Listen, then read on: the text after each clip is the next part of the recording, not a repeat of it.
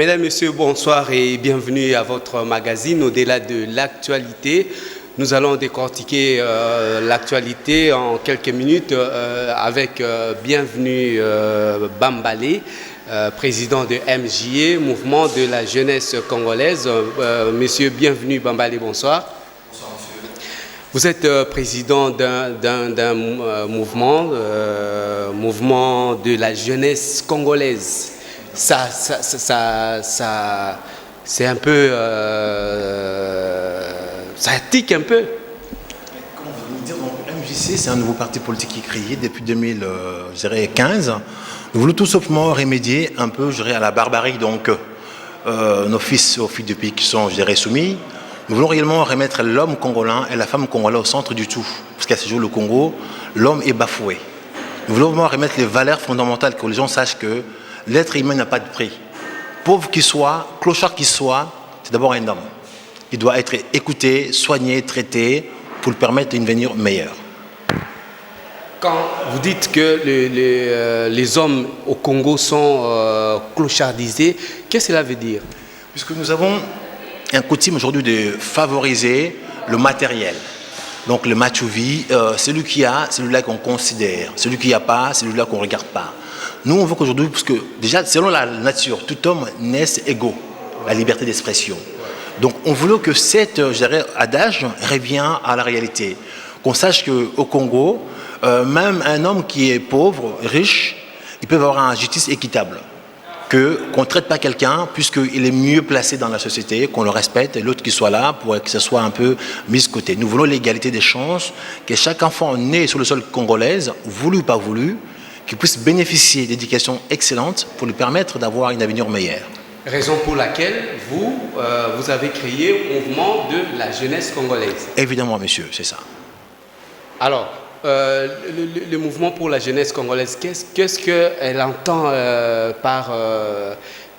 par-dessus le marché pour les Congolais? Mais comme je disais, d'abord, c'est le fondamental. On veut que l'homme congolais revienne au centre. Parce qu'aujourd'hui, depuis des décennies au Congo, l'homme est bafoué, ça je me répète. Si l'homme, est soigné et traité, tout va aller mieux. Parce que d'abord, avant de parler, de matériel, il faut qu'on soit soigné. Un homme qui est soigné, un enfant qui est soigné, qui est éduqué, cet enfant-là, il peut prétendre demain d'avoir une avenir meilleure. Alors aujourd'hui, le Congo, ce n'est pas le cas. On nous construit des maisons, des routes, et nos enfants sont alignés, nos enfants sont pas instruits. Comment voulez-vous laisser à un enfant l'héritage s'il n'a pas la possibilité d'en prendre soin? Alors, le MJC, pardon, veut entreprendre que la jeunesse prenne possession de ce qui n'a pas eu. Sachant qu'aujourd'hui, nous voulons que le jeune Congolais, fille ou garçon, qui se mettent au diapason. Parce qu'aujourd'hui, l'avenir, c'est eux. Aujourd'hui, au Congo, malheureusement, des gens qui nous gouvernent, ils ne veulent pas préparer leur élève. Nous, on veut le pousser à prendre conscience que l'avenir les appartient. Ils ne peuvent plus attendre de ce soi-disant autorité, quoi que ce soit. Il faut qu'ils aillent chercher eux-mêmes. Donc, un enfant, né, voulu ou pas voulu, s'il a l'instruction nécessaire, il peut se prétendre demain faire mieux pour son avenir. Donc, on veut que chaque enfant, là où il est, ou chaque parent, qui prend conscience que si son enfant est éduqué, est soigné, il peut se prétendre d'avoir un avenir meilleur. Sans ça, au Congo, il n'aura pas l'avenir, il n'aura pas le prospect, parce que nos enfants ne sont pas préparés. Mais préparer les enfants, il y a des écoles au Congo, il y a de l'université au Congo, c'est ça, préparer les enfants. Quand vous parlez des écoles au Congo, des universités, mais allez voir qu'est-ce qui se passe dedans. Le manuel scolaire au Congo, c'est des manuels obsolètes. Depuis 1960, on n'a pas changé le manuel scolaire. Comment voulez-vous éduquer les enfants dans les nouvelles technologies? On est au XXIe siècle. Nos enfants, ils réfléchissent dans quoi? Ils pensent quoi? On voit les gradués qui terminent leur cycle, ils n'arrivent pas à aligner un mot en français ou bien écrire un mot en français, parce que les manuels scolaires sont obsolètes. Nous voulons réellement aujourd'hui montrer à nos enfants d'autres cursus. Aujourd'hui, on voit les enfants, on les dit, va à l'école, ils choisissent des cursus à la fin où ils les amènent nulle part. Donc nous, on veut que nos enfants aujourd'hui, qu'ils puissent faire des cursus qui pourraient les amener à la fin à trouver de l'emploi, à avoir la créativité, pas des cursus qui ne servent à rien. Et pour vous, aujourd'hui, les enfants doivent, le cursus normal des enfants sera axé sur quoi? Vous savez, le Congo, c'est le plus grand, le plus riche pays du monde, hein? Mais sa population est la plus pauvre du monde. Le Congo, il sert aujourd'hui à enrichir d'autres pays du monde. C'est le Congo qui fait le bonheur de, je dirais, il faut citer, hein, c'est nous qui avons fait la richesse de la Belgique, ou la France, ou le Rwanda, voilà, bientôt. Alors, quand on parle du Congo, on parle de ses ressources minières, de nos minéraux. Mais est-ce qu'aujourd'hui au Congo, dans quelle école on apprend à nos enfants déjà nos matières premières, ou bien on dit à nos enfants quelle est la liste, qu'est-ce qu'on peut faire pour devenir un géologue ou quoi que ce soit. On n'en parle pas à nos enfants. Ils veulent que cette processus reste carrément réservé à une élite étrangère ou expatriée qui vient chez nous, qui exploite, et que nous on soit là, incognito, incapable de faire quoi que ce soit là-dessus.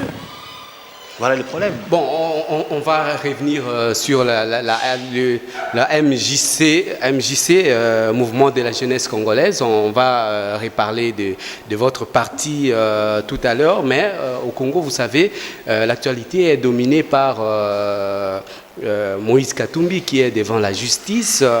Il a fait appel à Éric Dupond-Morelli, avocat pénaliste français, qui est venu pour les défendre. Comment percevez-vous cette affaire? En tout cas, pour ma part, vraiment, je compatis à ce que le monsieur là vit aujourd'hui, parce que bon, c'est d'abord un être humain. Donc, si cette affaire-là est arrivée au niveau de la justice, c'est aux justices congolaises de trancher.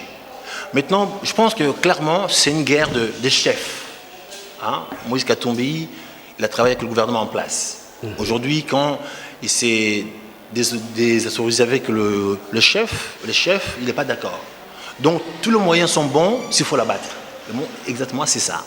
Maintenant, c'est une guerre de chefs entre celui qui est au pouvoir et celui qui veut devenir. Mais entre ces deux personnes-là, on ne doit pas, nous, se faire confisquer par eux.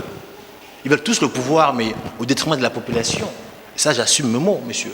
C'est ça le problème.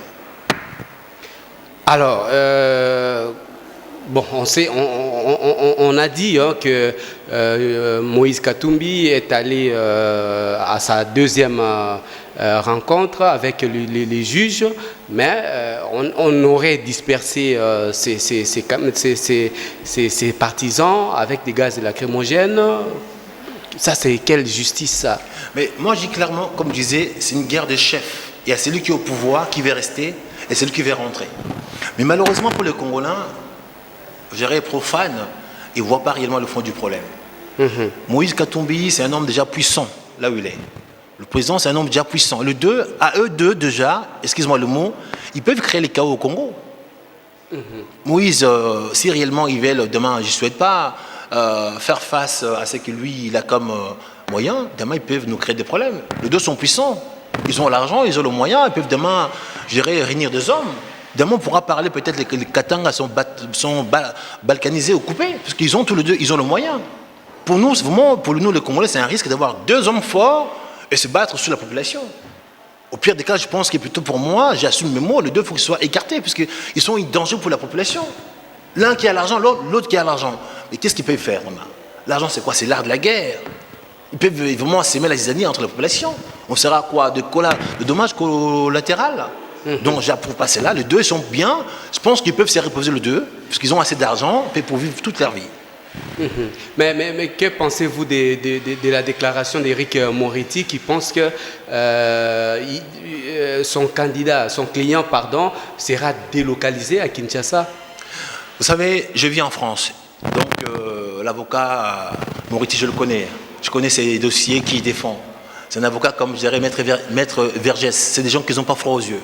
Il vient là où il y a l'argent, et j'assume le mot. Aujourd'hui, il vient faire son boulot, il vient faire son show, que son poulain soit, je dirais, hors du danger. C'est normal. Mais moi, je me répète, aujourd'hui, le Congo est grand. On ne doit pas, nous, précisément, je dirais, subir la pression de deux personnes, de deux puissants, qui sont assez assis, à l'aise. Et nous, qu'on devient demain de dommages collatéraux, ça, je refuse. À deux, ils peuvent demain saillir le Congo. Le président en place et Moïse Katumbi, ce sont des gens aujourd'hui pour nous, ils sont tous les deux riches et puissants. Ils veulent encore quoi? Ils n'ont pas assez mangé d'argent? Ils n'ont pas assez? Mais encore quoi? Être encore nous... Non, je suis désolé, ils ont déjà assez pris l'argent qui se retire, le deux. On laisse la place aux gens qui ont un faible pouvoir puissant pour ne pas détruire la population. Alors, on va revenir à votre parti, le MJC, Mouvement de la jeunesse congolaise. Mais qu'est-ce que vous prévoyez sur le plan économique? Vous savez, à ce jour, au Congo, le ministre Matata Mpo, il fait ses... Pogno plutôt, il fait ses déclarations que le Congo va bien, on a des chiffres, puisque les chiffres qu'il fait aujourd'hui pour faire plaisir aux gens de l'extérieur. Hein. Mais quand on voit dans la réalité, normalement, ceux qui sont à Kinshasa au marché... Ce sont quand même des chiffres qui sont vérifiables. Les cadres macroéconomiques, ce n'est pas le Congo qui les fabrique, mais il est constaté par tout le monde. Alors, ces chiffres-là, c'est très bien. Aujourd'hui, les enfants qui sont dans la rue, qui n'ont pas l'école, sont payés. Les fonctionnaires qui ne sont pas payés, les écoles qui ne sont pas construites. On n'a pas à manger les chiffres-là. Il faut faire plaisir à qui? Vous savez, aujourd'hui, malheureusement, le Congolais, il reste un peu profane. Le Congo, il devient un pays modèle pour faire plaisir aux bailleurs de fonds. Donc, eux aussi, ça devient comme des garçons de course. Il faut qu'ils fassent un rapport très alléchant aux bailleurs de fonds. Voilà, messieurs, pour l'instant, on a fait un travail et le compte. Comme ça, leur bailleur de fonds, il peut dire très bien, continuez. Mais pendant ce temps-là, la population en pâtit, messieurs. Ces chiffres-là, ce sont des chiffres. Et maintenant, allez demander les chiffres en question, en réalité.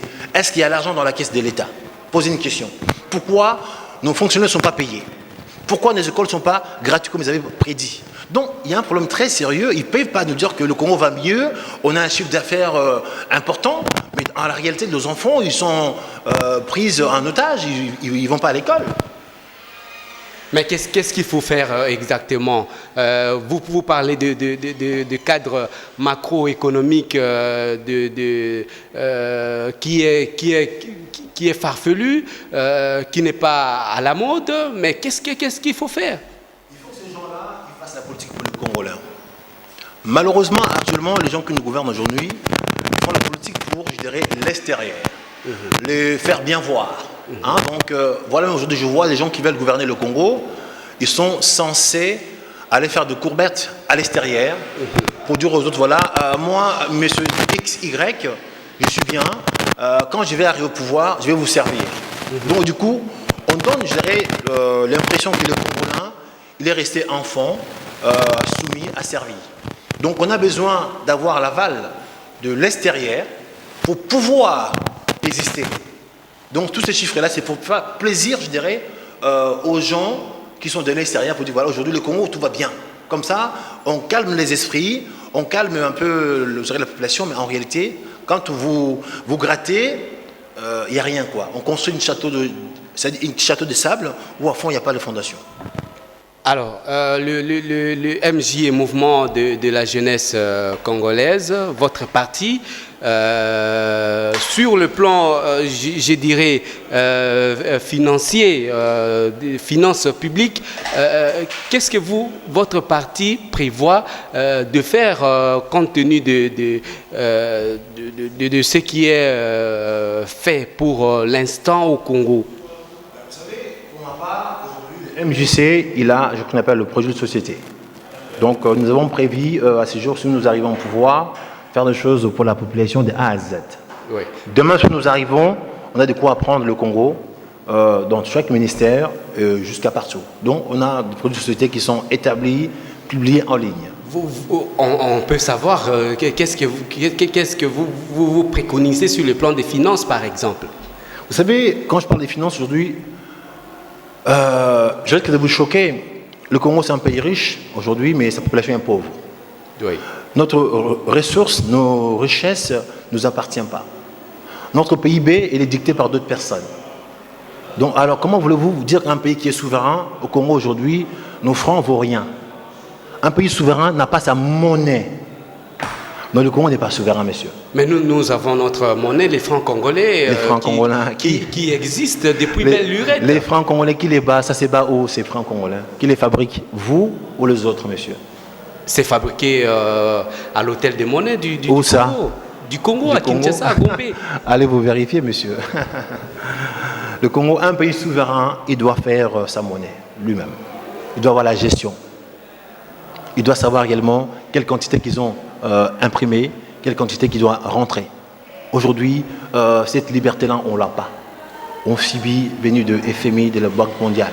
On nous dit, il faut réguler, il faut sortir, il faut fermer. Mais on n'est pas un pays souverain. S'il faut que nous attendons, l'autre qui dit, voilà, monsieur, maintenant tu peux manger. Demain, tu crèves de faim.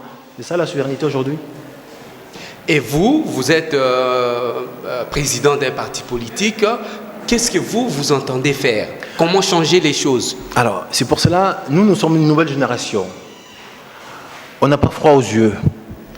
On veut faire comprendre à tous ces gens-là aujourd'hui que le Congo de 1960, là, est passé. On est des gens qui ont vécu dans d'autres pays extérieurs. On a compris réellement comment fonctionne le monde. On veut ramener du nouveau dans notre pays, le fils de ce pays-là qui sache qu'il peut réfléchir par lui-même. Il peut décider par lui-même, sans pouvoir demander l'aval de X ou Y pour faire quoi que ce soit. Il faut que le Congolais devienne souverain, qui devient l'équipe Montou, là, il faut qu'on en parle. On décide par nous-mêmes, qu'on ne soit pas là à subir quand tu manges, quand tu te couches, quand tu te lèves. Oh, c'est fini ça, on n'est plus esclaves. On veut que nos jeunes aujourd'hui, qui se lèvent comme un seul homme, qu'ils ont le droit de dire non à qui le veulent, c'est leur pays d'abord. Nous, on veut servir d'abord les Congolais en premier, et les autres, c'est après. J'assume le mot. Alors, en vous entendre parler, hein, le sens de votre combat, c'est le bien-être du peuple congolais. Évidemment, mon cher ami, c'est ça, oui, monsieur. Puisque le Congolais, sur lui-même, dans son pays, il n'est pas considéré, il n'est pas traité. Il faut qu'il aille où? On a des intellectuels, des licenciés qui deviennent des garçons de course, qui deviennent des agents de sécurité, monsieur. Où allons-nous, monsieur? Et si nos élites aujourd'hui ne sont pas considérées, mais demain, qui prendra les relais? Ah non, on doit mettre fin à ça. Les gens qui nous ont gouvernés, ils ont fait leur temps. Nous sommes la nouvelle génération. On n'a pas froid aux yeux. On veut vous mettre un peu, monsieur, à l'écart. Ramener une nouvelle façon de faire des choses. Mais quand vous affirmez comme ça que on va le mettre un peu à l'écart, c'est trop dire, c'est un peu arrogant, vous foncez un peu trop. Oui, mais c'est la réalité, puisqu'aujourd'hui nous avons des gens qui nous gouvernent, qui sont au pouvoir depuis 3 générations, depuis 3 gouvernements. C'est pas normal. Mais ceux qui sont là, l'actuelle classe politique, c'est essentiellement composé des jeunes. Mais des jeunes, ils ont quel âge? Le premier à quel âge? Le vieux à quel âge? Il faut dire ça comme ça. Ils sont jeunes, ils ont quel âge? Ils peuvent déjà aller à la retraite. Hein. Ah oui, mais ils sont au pouvoir. Vous savez, la politique, c'est pas un métier. Hein. Pourquoi au Congo, ça devient un métier? Non, la politique, c'est n'importe qui peut droit de servir le pays. Il a droit de servir le pays. Qu'il soit instruit dans sa tête, qu'il soit cohérent, qu'il ait un casier vierge. Pourquoi il y en a qui vont le faire un métier? Que ce soit jusqu'à coup. Non, monsieur, il faut qu'il passe à travers. Les fils à papa, le non. Non, on veut qu'il y ait une nouvelle vague qui arrive de nulle part, vraiment laisser en neuf, frais, pour bousculer un peu les choses. Le monde évolue, nous, on n'évolue pas, on est là à attendre. Non, il faut qu'on soit à la compétition. Alors, le mouvement de la jeunesse congolaise, pour les jeunes qui vous entendent maintenant, là, vous apportez quoi? Qu'est-ce qu'ils vont devenir demain? Et déjà, pour commencer, notre parti, quand il est créé, on a fait la sortie officielle le 27 avril. On avait dit que ce parti est créé pour donner l'accès aux jeunes Quinois, sortis de nulle part, qui veulent sauver le Congo. Donc, minimum déjà, qu'ils ont un peu le savoir, niveau bac. On a recruté tous nos cadres, sont des fils du pays. Le parti est créé à l'étranger, mais tous ceux qui sont gérés au cadre du parti sont des fils du pays. Qu'on veut aujourd'hui que le jeune Quinois qui vend des cartes de téléphone dans la rue, qui a un peu la niaque, comme on dit chez nous, qui aime ses pays, qui a envie de parler pour son pays, qui vient, qui moule le maillot. Tous nos cadres sont des gens, des jeunes gens sortis de nulle part dans la rue, mais qui ont le savoir. C'est eux-là qu'on veut mettre devant pour aller battre campagne, pour sauver le Congo. On ne veut plus que ce soit seulement une firme uniquement des gens connus, des anciens, machin. Non, c'est pas ça. Il faut que ça soit fini. On veut n'importe qui a le savoir. Nous, on dit chez nous, le savoir, c'est le pouvoir. Et le pouvoir, c'est la liberté. Donc un enfant qui a le savoir, il a le pouvoir. Quand il a le pouvoir, il a la liberté. Donc aujourd'hui, nous appelons aux jeunes Quinois, aux jeunes Quinoises qui aiment ce pays, qui viennent nous rejoindre. On ne fait pas de tribalisme, on s'en fout, Moulouba, Moukongo, on est tous Quinois, Congolais. On veut que ce pays revienne au fils du pays. On va y arriver, par n'importe comment on va y arriver. Donc, le Congo doit revenir sur ses jambes, entre ce fils de pays au pouvoir, aux commandes. Pas qu'on soit là, on voit des pays comme petit pays producteur de bétail qui devient le premier producteur aujourd'hui des colton, avec notre colton. Vous voyez, ça pose un problème. Donc nous, on veut qu'aujourd'hui, notre richesse devient à nous, puisque c'est notre pays. Alors, il ne s'agit pas d'aller recruter dans la rue, hein. Il s'agit des gens qui maîtrisent les pays et qui vont diriger les pays demain. Donc, on s'est dit aujourd'hui, chez nous, on a mis en place un processus pour que le fils de ce pays-là, qui ont les connaissances, les savoirs, qui viennent se manifester. Nos bureaux sont sur 147 Congolos, commis de Kinshasa. Donc, actuellement, on recrute des cadres, donc des gradués, des licenciés, des diplômés, voire même, puisque je pense que le Congo a besoin de tout le monde. Et après, on aura besoin des mamans, des papas, les enfants, peu importe. Donc, on veut que vraiment tous ces fils de ce pays-là, qui se sentent concernés, c'est leur pays. Nous, on ne vient pas pour confisquer les choses. Non. Moi, je suis à la tête du parti, mais pour un seul mandat. Vous voyez, pour un seul mandat, je passe la main. Puisqu'on ne veut pas dire que c'est moi le parti, c'est moi le président, je reste à vie. Monsieur, bienvenue Bambale. Ça, c'est vous racontez pour ceux-là qui aiment vous écouter, un seul mandat et vous passez. Oui, monsieur. Je regarde devant la caméra, monsieur. J'assume mes mots. Je suis le président de MJC pour un seul mandat.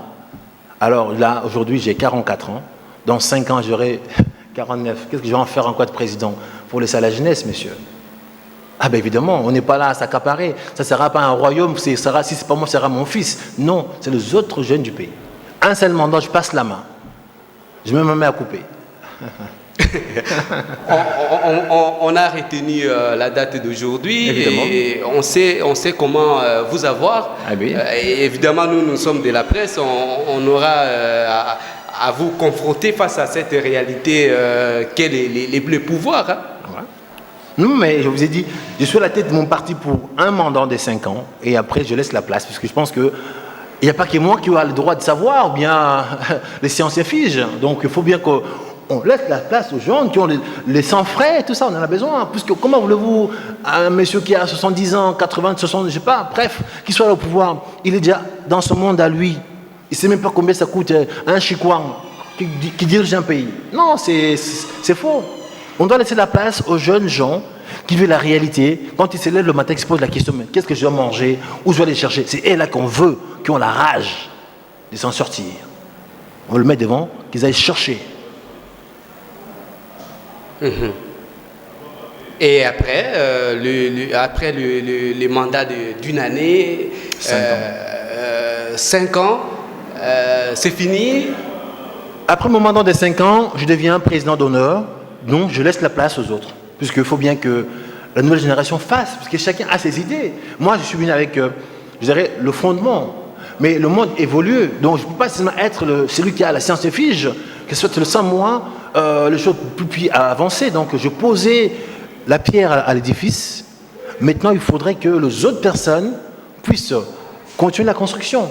Sans ça, je vais confisquer les choses. Alors moi, ce n'est pas mon devoir de confisquer, parce qu'aujourd'hui, je combats ceux qui nous gouvernent aujourd'hui, parce qu'ils veulent confisquer la preuve aujourd'hui. On nous parle de dialogue, on nous parle de machin, pourquoi? Pour confisquer le pouvoir. Ça, nous sommes contre ça. Le président fait ses 2 mandats, il doit passer la main à autre chose. C'est clair, j'assume encore mes mots. Ok. Le dialogue dont vous parlez, c'est justement fait pour baliser les chemins, pour aller vers un processus apaisé. Vous êtes pour les dialogues ou contre les dialogues? Non, vous et savez, pourquoi?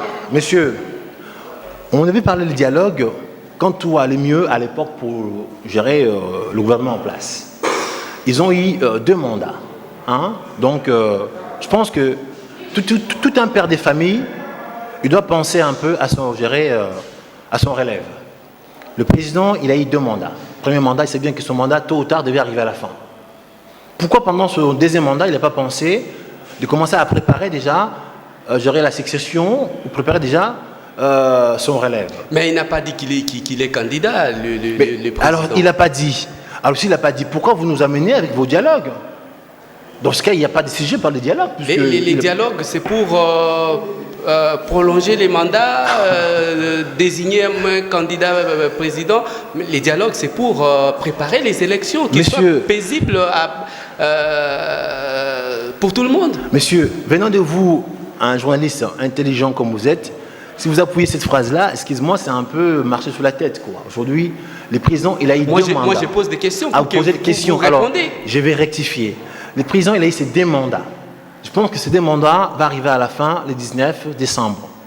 Pourquoi, sur quel mécanisme encore vous voulez pousser que le président il reste au pouvoir, monsieur? Le président, si on compte bien, hein, depuis son arrivée au pouvoir à la mort de Mouzé, paix à son âme, aujourd'hui le président a 15 ans de pouvoir à Kinshasa. Oui. Donc, il a fait plus de... Donc, ça devient la moitié des Mobutu. Et maintenant, si vous l'accordez encore 5 ans, donc il va faire, je dirais, 25 ans de pouvoir. Donc ça devient Mobutu géré et bis. Et vraiment, si c'est ça que vous voulez, ben, je suis désolé, mais vous confisquez l'avenir de vos enfants, monsieur. Si ils sont venus nous libérer des Mobutu, donc le dictateur Mouzé a dit, voilà, Mobutu c'est un dictateur, nous a libérés à Mobutu, oui, il a fait son travail. Et 4 ans après, il a payé de sa vie, paix à son âme. Mais celui qui va le remplacer, il ne doit pas faire Mobutu bis. Il doit suivre la marche des Mouzé. Il avait dit, libère-vous de Mobutu, je crée les élections. Donc maintenant, si on compte bien, depuis son arrivée subitement à la mort de Mouzé, aujourd'hui le président en place, il a 15 ans de pouvoir. Donc c'est plus que des mandats. Et vous voulez encore nous donner, je dirais, une autre... c'est n'importe quoi. Ah non. Mais ça ce n'est pas les dialogues. Les dialogues, c'est une autre manche, c'est une autre phase. Vous savez, monsieur, quand on parle de dialogue, vous savez, quand on invite les gens quelque part, on donne les invitations, on met l'ordre du jour. Ouais. On va aller au dialogue sur quel ordre du jour? On ne sait pas. Et puis, dans ces dialogues en question, ils ont choisi seulement 12 courants. Le grand parti, soi-disant. Et tout petit parti qui existe là, il compte pour du beurre. Vous pensez que le 12 partis en question, est-ce que c'est la population? Tous ces partis-là, ils vont pour quelle cause? Pour nos mains qui sont dehors là? Non, pour leur ventre. Tous ces partis-là, ils vont pour manger le gâteau. Ils s'en foutent de la population. Sérieusement, le président voulait que la population décide. Pourquoi pas qu'il fasse appel à un référendum? En disant que voilà, messieurs, allez-y, demandez si vous voulez que je continue ou pas. Aujourd'hui, les partis politiques au Congo, ils sont là pour accompagner le pouvoir, puisqu'ils sont plus, ils ont faim. J'assume encore le mot. C'est des partis qui ont faim, qui veulent la part du gâteau, mais au détriment de la population. Donc ça, on ne peut pas suivre, ça, on ne peut pas assumer. C'est un dialogue de sourds, puisqu'aujourd'hui, on ne sait pas de quoi on va en parler. Donc moi, je ne cautionne pas. Si réellement le président voulait faire un dialogue, il a deux choix, ou qu'il fasse appel, je dirais, à tous les partis politiques au Congo qui existent, sans exception. Aujourd'hui, il y en a 600 partis au Congo, enregistrés. Donc il appelle les 600 partis. Sinon, qu'il appelle la population au référendum. Alors, le président, s'il veut continuer, il faut appeler le peuple au référendum. Évidemment. Vous croyez que ça va résoudre la crise qu'il y a au Congo maintenant? Cette crise-là, puisque au début vous parlez des chiffres, tout va bien au Congo. Hein? Donc, quand tout va bien, ça veut dire qu'au Congo, il n'y a pas de crise. Mettons, il dit non, il n'y a pas l'argent pour faire les élections. Alors, il jouait sur quoi? Le mot, un coup, les chiffres sont bons. Un coup, non, on n'a pas l'argent. Alors, c'est fait sciemment. Vous savez, messieurs, je vous fais une confidence. Et je m'adresse face aux caméras. Si le gouvernement en place aujourd'hui, il manque l'argent pour faire les élections, moi, bien évidemment, m'emballer, je peux vous trouver un bailleur de fonds pour faire les élections. Et je demande au CENI de me donner l'air, état des besoins pour les élections. Je vous trouverai le bailleur de fonds pour que les élections soient lieu au Congo. Et là, on verra réellement si le pouvoir en place, il veut les élections ou bien c'est capable de pouvoir. J'assume mes mots. Vous appelez le bailleur de fonds pour organiser les élections au Congo. quel sera leur apport au fait vous-même, vous serez candidat? Vous savez, ces bailleurs de fonds aujourd'hui, c'est des gens qui aiment le Congo, qui veulent seulement l'unité du Congo. Ils ne veulent pas nos minéraux, ils ne veulent pas nos ressources, ils veulent juste qu'il y ait la paix au Congo. Et moi, j'ai qu'à prendre mon téléphone demain, aujourd'hui, si la CNU me dit, voilà, ils sont prêts, me donnent l'état des besoins, si réellement il manque l'argent pour les élections, 100 milliards, 200 milliards, je vous le trouve. Ces gens-là, aujourd'hui, ils ont un budget illimité. Et j'assume mes mots. Non, mais la CENI, c'est 1,2 milliard de francs pour organiser toutes les élections qu'il y a. Et je vous dis, moi, je suis demain, la CENI me fasse leur état des lieux, l'argent qui manque aujourd'hui au Congo, moi, je vous le ramène. MJC, Mouvement de la jeunesse congolaise, qu'est-ce que les jeunes qui viennent chez vous, là, vous leur dites quant à leur avenir? Je dis, l'avenir du Congo est beau, est meilleur et les appartient. C'est à eux de prendre leur destin en main. Mais entre-temps, ils sont au chômage. Parce que c'est vous, pas vous, mais personnellement. C'est le gouvernement qui les fout un peu en galère exprès, puisqu'ils ne veulent pas que nos jeunes soient là à comprendre des choses. Ils ont fait des choses exprès pour abortiser la population. Qu'on voit dans toute la rue, il y a des Munganda, toute la nuit, les églises, tout ça, c'est bien beau. Mais on n'a même pas le temps de se concentrer aujourd'hui. C'est fait sciemment pour que nous soyons distraits. Nous, on veut le ramener à la réalité. Tout en attendant un peu le temps du repos, le repos du guerrier, pour réfléchir. Nous, on veut donner à ces gens aujourd'hui le moyen de réfléchir par eux-mêmes, puisqu'ils peuvent y arriver par eux-mêmes. C'est pas magique, c'est pas faux. De nous-mêmes, par nous-mêmes, 3 fois, on peut y arriver. Alors, on m'a fait signe là qu'il est temps, mais bienvenue Bambalé, votre parti. En 3 minutes, c'est quoi votre parti? Qu'est-ce qu'il vise? Qu'est-ce qu'il entend pour les jeunes du Congo? En tout cas, mes chers concitoyens, le MJC, c'est un parti de jeunes. Nous voulons qu'aujourd'hui, l'homme congolais, la femme congolaise, le vieillard, soient mis au centre. On veut que nos vies soient respectées, qu'on soit bien traités, que nos enfants aillent à l'école, que nous puissions avoir les soins médicaux. Nous voulons que le Congo devienne congolais.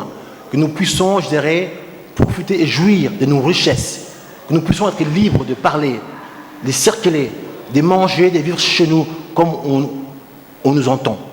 Alors, vraiment, si vous voulez le changement, venez nous rejoindre. C'est un parti qui est fait pour que le futur de ce pays-là, les Congolais, Congolaises, puissent réclamer leur liberté à 100%. Votre parti, MJC, est derrière quel courant politique au Congo? Je suis de l'opposition, mais aujourd'hui, il y a beaucoup d'opposition au Congo. Puisque quand on voyait les gens qui se disent opposition, ou bien opposants, mais en contrepartie, ils travaillent pour le gouvernement. Donc, ils ne sont plus opposants. Donc, pour le moment, les gens que je compte, les opposants, c'est qu'ils sont opposants, qui ne travaillent pas avec le gouvernement. C'est ça, les opposants. Mais aujourd'hui, la plupart des opposants, ils sont ou en liaison, ou ils travaillent. Donc, ça veut dire qu'aujourd'hui, au Congo, on a une minorité des opposants. Malheureusement, c'est la réalité. Donc, je pourrais aujourd'hui me considérer comme... de ma part, un seul opposant. Mais là, il y a plusieurs plateformes d'opposants. Il y a la dynamique de l'opposition. Vous êtes dans quelle plateforme? Je viens de dire aujourd'hui, il y a beaucoup d'opposants au Congo, mais qui sont tous liés au pouvoir en place, puisqu'ils veulent manger. Moi, aujourd'hui, je suis là. Je ne fais partie d'aucun courant, puisque j'estime qu'aujourd'hui, si je suis opposant, pourquoi aller travailler encore au gouvernement? Pourquoi accepter un poste? Donc, du coup, je ne serai plus opposant. Donc, pour le moment, nous sommes là, on se bat tout seul. On ne veut pas s'allier avec qui que ce soit pour l'instant. Puisqu'on ne voit pas des gens sérieux en face de nous. Pour vous, un opposant ne peut pas entrer au gouvernement, faire le travail que la nation attend de lui? Non, alors ne confondez pas. Puisqu'aujourd'hui, quand on dit opposant, c'est des gens qui combattent le système en place. Alors aujourd'hui, on voit les opposants qui rentrent dans le système et qui se plient. Leur travail d'opposition, ils ne le font plus, parce qu'ils ne parlent plus. L'opposant, c'est un avocat. À chaque fois qu'il va défendre, peu importe ce que vous avez fait. On voit aujourd'hui nos opposants qui deviennent muselés, puisqu'il est dans le courant, il ne peut plus parler, manger. Donc du coup, c'est ça que moi je défends. Alors je préfère rester pauvre, mais avoir la liberté de parler. Ça n'a pas de prix. C'est ça. Vous restez pauvre, mais avoir la liberté d'esprit. Vous croyez que la liberté d'expression est garantie pour les hommes politiques que vous êtes? Vous savez, dans la vie qui n'est entre rien à rien, moi je me dis, je suis né un jour, je mourrai un jour. Donc je me dis aujourd'hui, j'ai fait une devise, je préfère vivre 10 ans comme un lion que 100 ans comme un mouton. Je ne suis pas un mouton, donc je me lève pour aller chercher. Le jour où je passe, je rentre chez moi, mais la tête haute. Donc je peux me faire acheter au mausolée par l'argent. La liberté n'a pas de prix, donc aujourd'hui, c'est ça là qu'on veut transmettre à nos enfants, être libre. La pauvreté n'est pas la fatalité, être pauvre, mais être fier d'être pauvre. Et j'assume le mot. Monsieur, bienvenue Bambadé. Nous vous disons merci, à moins que vous ayez un dernier mot. Mais en tout cas, on veut que la jeunesse congolaise, vraiment qui vienne nous soutenir, parce que c'est leur parti. On va aller plus loin que ça. Donc venez gros gonfler nos rangs, on a besoin de mettre des bases partout. Manifestez-vous, nous sommes sur Congo le 147, commune de Kinshasa. Venez quand vous voulez, les adhésions sont gratuites pour tous nos fils de pays, parce qu'on veut que ce parti-là conquérir le pouvoir au Congo. Bienvenue Bambalé, président du MJC, mouvement de la jeunesse congolaise. À vous également, nous disons merci d'avoir suivi ce magazine au-delà de l'actualité qui est à présent terminé. Merci à vous, monsieur. Merci.